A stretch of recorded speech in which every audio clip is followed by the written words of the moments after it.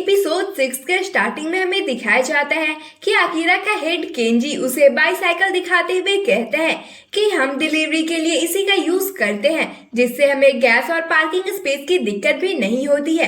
तो अकीरा कहता है, अच्छा तो ये है कंपनी की कार। फिर सीन शिफ्ट होता है जहां कोजीमा और हिबिरा उसके जेल से निकलने की खुशी में पार्टी कर रहे थे। कोजीमा पूछता है कि 15 सालों में ग्रुप काफी चेंज हो गया है। तो हिबिरा बताता है कि बॉस ने सभी बंदों को सैलरी देना भी स्टार्ट कर दिया है। इस पर कोजीमा कहता है कि क्या वो कोई ऑफिस वर्कर्स है जो उन्हें मंथली सैलरी दी जा रही है। हिबिरा उसे बताता है कि आज के टाइम में सभी गैंग ऐसा कर रही है और अगर हम उन्हें पे नहीं करेंगे तो वो कोई बुरा काम करने लगेंगे। कोजीमा कहता है कि याकुजा तो बुरे काम ही करते हैं और ग्रुप में इतने दिनों के बाद भी बस 20 से 30 लोग ही है। तो हिबिरा कहता है कि क्या तुम्हें हमारे ग्रुप से कोई प्रॉब्लम है? तुम्हें शांत रहने की जरूरत है और मैं तुम्हें ऑफिशियली ग्रुप का मेंबर बना दूंगा। तब तक तुम अपने जेल वाली हरकतों को सुधार लो। फिर वो दोनों वहाँ से निकल जाते हैं और रास्ते में कोजीमा की नजर अकीरा पर जाती है। तो अकीरा भी उसे देखता है। उसे ऐसे घूरते हुए देखकर कोजीमा हिबिरा से पूछता है कि क्या वो तुम्हारा कोई दोस्त है। हिबिरा उसे मना करते हुए कहता है कि हम बस एक दूसरे को जानते हैं। उसके बाद अकीरा डिलीवरी करके वापस आता है तो सभी हैरान हो जाते हैं क्योंकि यूजुअली डिलीवरी में 40 मिनट्स लगते थे और वह बस 20 मिनट्स में ही वापस आ गया था। केजी पूछता है कि क्या तुमने बहुत फास्ट साइकिल चलाया? इस पर अकीरा मना कर देता है। फिर मिसाकी उसे पूछती है कि क्या तुम कॉफी लोगे? तो अकीरा कहता है कि मैंने पहले ही पी लिया है। उसके बाद इत्सुजी कॉल लगाकर ऑर्डर्स के बारे में पूछता है तो वो बताते हैं कि उसने ऑर्डर डिलीवर कर दिया है। फिर हमने साथ में कॉफी भी पिया। यह जानकर तो सभी लोग फिर से हैरान हो जाते हैं और केजी उसकी तारीफ भी करता है। तो अकीरा कहता है कि आखिर मैं एक प्रो हूँ। फिर मिसाकी अकीरा के लिए एक वेलकम पार्टी रखने का सजेस्ट करती है तो केजी एग्री करते हुए 1 घंटा पहले ऑफिस बंद करने का ऑर्डर दे देता है। फिर नेक्स्ट सीन में बॉस कोजीमा को अप्रिशिएट करने के लिए 3 मिलियन येन देता है और पूछता है कि तुमने याकुजा को रिजॉइन किया है तो अब तुम क्या करने वाले हो। कोजीमा कहता है कि मैं किसी के लिए भी एक अच्छा एग्जाम्पल तो बन नहीं सकता हूँ, इसलिए शायद मैं किसी के लिए एक बहुत ही डरावना वार्निंग बनूंगा। उसके बाद हिबिरा कुकिंग कर रहा होता है तो कोजीमा उसे सॉस डालते हुए देखकर कहता है कि इतने देर से कोई भी सॉस ऐड नहीं करता है। फिर हिबिरा कहता है कि इसके लिए रूल किसने बनाया, जैसे तुम्हारी मर्जी वैसे बनाओ। फिर वह उसे अपने रहने के लिए कोई जगह ढूंढने के लिए कहता है तो कोजीमा पूछता है कि होकोसुका में उन घरों का क्या हुआ जिसमें हम किसी परेशानी होने पर रहते थे। हिबिरा उसे बताता है कि उसमें 1 साल के लिए बॉस के रिलेटिव्स रहने वाले हैं, जिसे सुनकर कोजीमा को कुछ अजीब सा लगता है। फिर वह हिबिरा से एक कार मांगता है तो वह कहता है कि तुम्हें मिल जाएगा। फिर कोजीमा पिस्तौल की डिमांड कर देता है। इस पर हिबिरा कहता है कि आजकल गन्स किसी काम का नहीं है, यहाँ तक कि मैं भी गन्स नहीं रखता हूँ। तो कोजीमा कहता है लेकिन तुम्हारे पास तो .38 रिवॉल्वर है ना। फिर हिबिरा उसे समझाता है कि सबसे एग्रेसिव ग्रुप कुजरा भी अभी शांत हो गया है तो तुम उसके बारे में भूल जाओ। उसके बाद ऑक्टोपस कंपनी के सभी लोग अकीरा को वेलकम पार्टी देते हैं। केजी कहता है कि अभी 800 येन पर आवर कम लग सकता है, लेकिन मेरे टाइम पर 600 येन पर आवर बहुत आम सी बात थी। तो अकीरा कहता है कोई बात नहीं, मैं बस थोड़ी एक्सपीरियंस लेना चाहता हूँ। फिर वो खाने के लिए एक मटर लेता है लेकिन वह नीचे गिर जाता है और जब अकीरा उसे उठाने के लिए नीचे झुकता है तो देखता है कि इत्सुजी ने मिसाकी के स्कर्ट की तरफ करके एक कैमरा रखा है। फिर वह इत्सुजी की तरफ घूरते हुए मटर को छिलके के साथ ही निगल जाता है, जिसे देखकर मिसाकी उसे टोकती है तो वह कहता है कि क्या इसे छिलके के साथ नहीं खाया जाता है। तो केजी उसे बताता है कि ऐसा नहीं है कि इसे खाया नहीं जा सकता है, लेकिन हम नॉर्मली इसे नहीं खाते हैं। फिर मिसाकी कहती है कि अगर तुम्हें पसंद है तो तुम इसे खा सकते हो। आगे वह कहती है कि मुझे उम्मीद है कि तुम तरबूज के छिलके नहीं खाते होगे। यह सुनकर अकीरा कहता है कि तुम्हारा मतलब है यूजुअली उसे नहीं खाया जाता है। इत्सुजी कहता है कि लगता है तुम काफी गरीबी में बड़े हुए हो। तो मिसाकी उसे ऐसा कहने से मना करती है। फिर केजी उसे उसके बचपन के बारे में पूछता है तो अकीरा बताता है कि जहाँ तक मुझे याद है मुझे माउंटेन्स के बीच में एक चाकू देकर छोड़ दिया गया था। इसके अलावा भी मेरे साथ काफी चीजें हुई, लेकिन मैं बस इतना ही बता सकता हूँ। तो केजी कहता है कि इस तरह का माइंडसेट वाला बंदा दो गुंडों से डर कर कैसे रोक सकता है।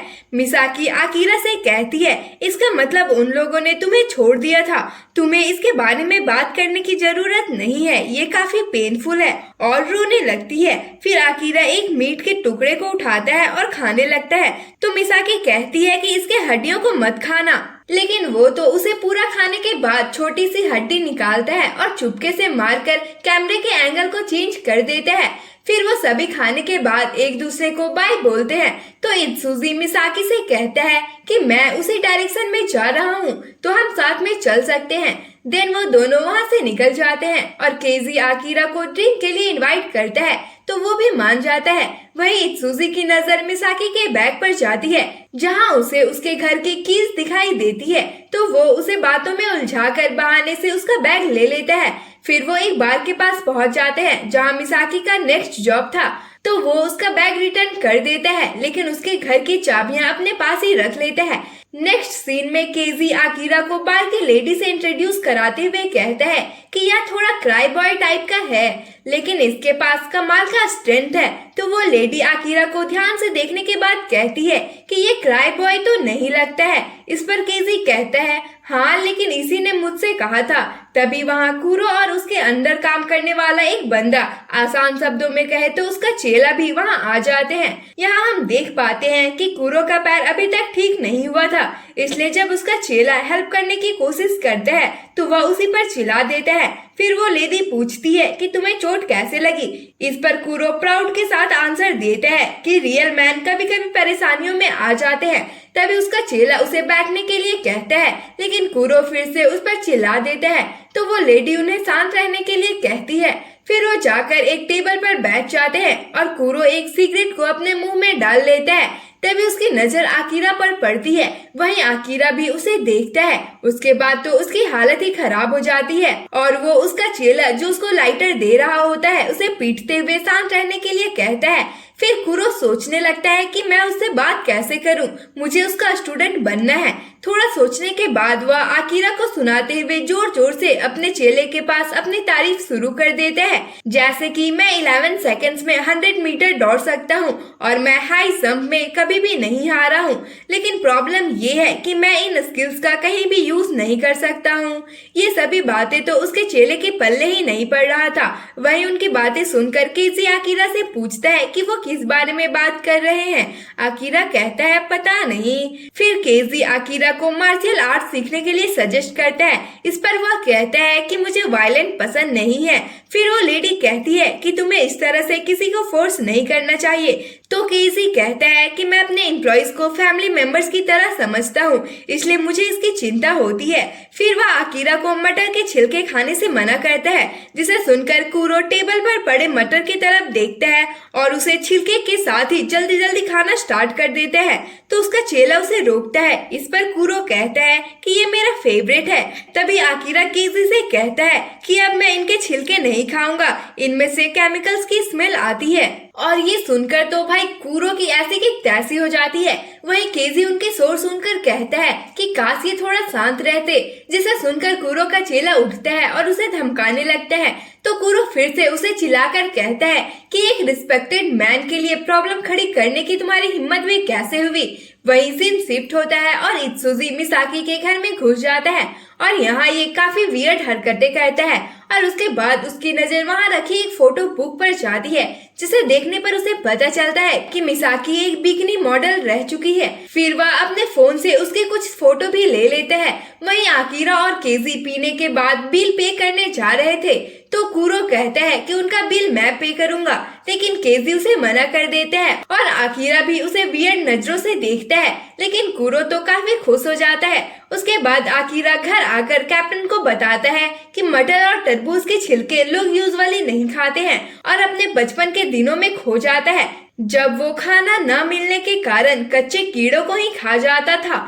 फिर उसे मिसाकी का कॉल आता है। देन आकिरा सीधा उसके पास पहुंच जाता है।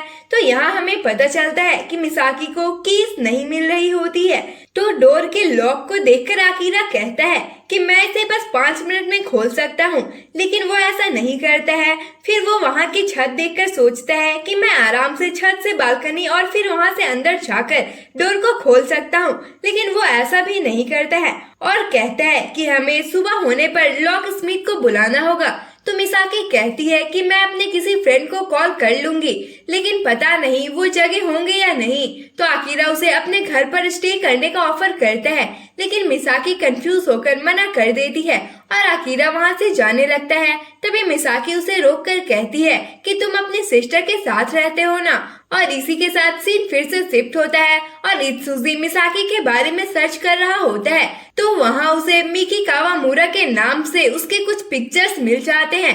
वहीं आकिरा मिसाकी को योको के घर पर ले जाता है और यहीं पर इस पार्ट की एंडिंग हो जाती है। तो मिलते हैं इसके नेक्स्ट पार्ट में, तब तक के लिए bye bye, tata and thanks for watching.